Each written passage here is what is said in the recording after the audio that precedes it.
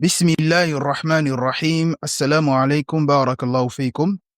Nous continuons notre étude du vocabulaire arabe, tome 1 de Médine, livre de grammaire. Dans cette formation, nous étudions les mots de vocabulaire arabe que contient le tome 1 de Médine. Plus précisément, le livre de grammaire. Inch'Allah ta'ala, lorsque nous allons étudier tous les mots que contient le tome 1, nous allons prendre le tome 2, ensuite le tome 3 et enfin le tome 4, Inch'Allah ta'ala. Nas'alullaha at-tawfiq wa sadad. Alors, sans plus tarder, nous allons commencer notre deuxième cours. Ad-darsu thani, ça signifie le deuxième cours. Nous avons vu dans le premier cours, comment on dit le premier cours. Pour dire le premier cours, on dit ad-darsul awwal. Pour dire le deuxième cours, on dit ad-darsu thani. Ce sont des termes que vous devez connaître. Ad-dars, ça signifie le cours ou la leçon. Son pluriel, c'est durus. Al-thani, c'est le deuxième. Al-awwal, c'est le premier. Ad-darsul awwal, le premier cours. Ad-darsu thani, le deuxième cours. Dans ce deuxième cours, nous allons étudier 3 mots de vocabulaire comme nous avons étudié dans le premier cours. Le premier mot de vocabulaire que nous allons étudier est le suivant. Nous allons étudier mustashfa. Mustashfa, qui signifie un hôpital. Vous voyez ici, sur le fa, on a ajouté alif maqsoura. Il faut savoir que c'est comme un ya, mais ça n'a pas de point, on appelle alif maqsoura. Ça joue le même rôle que la lettre alif, ça sert à tirer la fatha pour le son A. Vous pouvez voir ça avec le nom Leila, ou bien Mustafa, ou encore Isa. Ce sont des noms qui contiennent alif maqsoura. Ça sert à tirer la fatha pour le son A. Donc, le premier mot que nous allons étudier est mustashfa, qui signifie un hôpital. Le deuxième mot que nous allons étudier est al. Al, qui signifie le, si le mot il est au mudhakkar, au masculin. La, si le mot il est au mu'annath, au féminin. Et la, si le mot il est au jam', au pluriel. On prend tout simplement le al et on l'annexe au mot pour dire le, la ou bien la. Le dernier mot que nous allons étudier est al-jami'atu. Vous voyez, ici, nous avons pris le al et nous avons collé le al sur le mot jami'a, qui signifie université. Et lorsqu'on met le al, on traduit par l'université. Voici les 3 mots que nous allons étudier aujourd'hui, Inch'Allah ta'ala. Mais nous allons nous arrêter sur al. Comme on a fait dans le premier cours, nous sommes arrêtés sur hada pour essayer d'expliquer que signifie hada et comment utiliser hada. C'est la même chose que nous allons faire avec al. Il faut savoir que al, vous allez soit trouver ça sous cette forme-là. Généralement, ce sera dans le cas du wasl, parce que nous avons une hamzatul wasl ici. Et lorsque c'est dans le cas du wasl, le cas de la liaison, ou bien au milieu d'une phrase, vous allez trouver ça sous cette forme-là. Et, généralement, au début de la prise de parole, vous allez trouver ça sous cette forme-là. Parce que dans les cours de niveau 2, nous avons étudié la hamzatul wasl. Nous avons dit la hamzatul wasl. Au début de la prise de parole, ça se lit. Et par contre, dans le cas du wasl, ou bien lorsque c'est tout simplement dans un cas de liaison, voilà, ça ne se lit pas. Mais que signifie al? Al signifie harfu ta'rif. Harfu ta'rif qu'on traduit par l'article défini. Regardez ici, nous avons al. Vous voyez ici, c'est dans le cas du wasl. Harfu ta'rif. Nous avons un al ici, donc c'est dans le al se trouve dans le cas du wasl ici. Nous avons une hamzatul wasl ici. Donc, al signifie l'article défini. Comme on a étudié hada, on a dit hada signifiait ismu ishara, pronom démonstratif. Al signifie harfu ta'rif, l'article défini. Lorsqu'on met le al, le mot devient ma'rifa, le mot devient tout simplement défini. Le mot n'est plus nakira, le mot n'est plus indéfini. Et on va traduire par le, par là, ou encore l'apostrophe. Nous allons donner un exemple, comme les Arabes disent, bil mithal, yazulul ashqal wa yattadihul maqal. Lorsqu'on donne un exemple, lorsqu'on explique quelque chose et qu'on donne un exemple, tout devient plus clair. Il n'y a plus de problème. Toutes les ambiguïtés sont dissipées.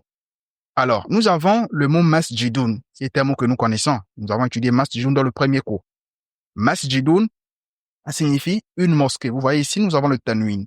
Mais lorsqu'on ajoute le al, on dit al-masjidu. On enlève une haraka. 2 haraka, c'est pour le tanwin. Mais lorsqu'on met le al, on enlève une haraka. On va garder une haraka ici. On va dire al-masjidu. Comment on peut dire al-masjida ou bien al-masjidi. Mais lorsqu'on dit al-masjida ou bien al-masjidi, il y a une raison qu'on va étudier plus tard, Inch'Allah ta'ala. Il faut savoir que la haraka de base, al-alama al-asliya et la dhamma. On met toujours la dhamma. Si on met la fatha ou la kasra, c'est qu'il y a des raisons. Nous avons le mot masjidun qui signifie une mosquée. Mais lorsqu'on va mettre le al, on va dire al-masjidu, qui signifie la mosquée.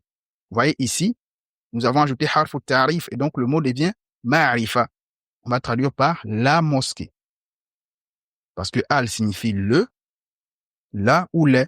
Et ici, nous avons le mot mosquée, une mosquée. Lorsqu'on met le al, on va dire la mosquée. Prenons un deuxième exemple. Nous avons le mot baytun, qui est également un mot que nous connaissons. Baytun qui signifie une maison. On ajoute le al, harfu ta'rif, on va dire al-baytu, la maison. Vous voyez? On enlève une haraka, on garde une seule haraka et on met le al. Et le mot devient ma'rifa. Le mot n'est plus nakira. Nakira, c'est lorsqu'il y a le tanwin. Le signe du nakira, c'est le tanwin. Et le signe du ma'rifa, c'est harfu ta'rif. Alors, en espérant que vous avez bien compris ce cours sur le al, nous avons dit généralement, lorsqu'on utilise des mots et qu'il y a une notion importante, on essaye d'expliquer cette notion importante pour que ça soit plus clair. Nous allons prendre des exemples. Mithal, ça signifie exemple. Nous avons dit lorsqu'il y a plusieurs exemples, on dit amthila. C'est un terme que vous devez connaître également. Nous avons notre premier exemple. Hadha mustashfa. Nous avons dit hadha, il faut tirer. On dit hadha. Hadha mustashfa. Si vous avez bien compris le premier cours, vous pouvez traduire cette phrase. Hadha mustashfa. Mustashfa, ça signifie un hôpital. Hadha ismu ishara. On a dit lorsqu'on utilise hadha, on doit respecter 3 conditions. Première condition, en espérant que vous avez révisé. Première condition, le mot doit être mufrad. Ça doit être singulier. Ça ne doit pas être au pluriel ou jama. Deuxième condition, le mot doit être mudhakkar, masculin. Ça ne doit pas être mu'annath. Et la dernière condition, le mot doit être qarib. Ça doit être proche.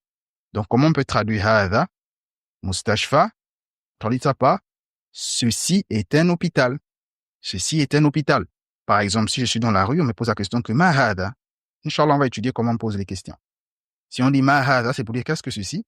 Je dis hadha mustashfa. Ceci est un hôpital. Tout en sachant que l'hôpital ici est qarib. Parce que si c'est ba'id, si c'est loin, je ne veux pas dire hadha. Prenons un deuxième exemple. Nous avons al-masjidu pour dire la mosquée. Masjidun, une mosquée. Al-masjidu, la mosquée. Al-baytu, la maison. Baytun, une maison. Baytun, le mot, il est nakira. Al-baytu, la maison, le mot, il est ma'rifa. Al-jami'atu, l'université. Jami'atun, une université. Nous allons prendre un dernier exemple. Nous avons la phrase Al-jami'atu wal-mustashfa. Al-jami'atu, vous voyez ici, nous avons harfu ta'rif. Vous constatez qu'au début, nous avons pris cette forme-là. On dit al-jami'atu wal. Vous voyez ici, il y a le wasl. À cause de la hamzatul wasl ici. Donc, wal-mustashfa. On va dire l'université et. Faut savoir que wa signifie et. C'est wa ou la atf. Ça sert à faire le lien entre ces deux mots. Donc, al-jami'atu wal-mustashfa. On va traduire par l'université et l'hôpital. Donc, voici les 3 mots que nous avons étudiés aujourd'hui. Comment on dit un hôpital, mustashfa, le, là ou bien les en arabe, c'est al, comme alhamdulillahi rabbil alamin. Vous voyez, alhamdu, la louange. Al-jami'atu, l'université. Ça nous fait déjà, walillahi alham, 3 mots que nous avons étudiés dans le tome 1 de Médine. Nous avons étudié baytun, nous avons étudié masjidun, nous avons étudié hadha. Aujourd'hui, nous avons étudié mustashfa, al et al-jami'atu. Ça nous fait déjà 6 mots, walillahi alham. Dans cette première partie, Inch'Allah, nous avons 100 mots à étudier. Pris du tome 1 de Médine. Alors, fawasalna ila nihayati dars, nous sommes arrivés à la fin de ce cours. N'hésitez pas de vous abonner à cette chaîne YouTube. N'hésitez pas également de télécharger le PDF du cours sur notre plateforme Telegram. Pensez également, Inch'Allah, à rejoindre la plateforme Telegram.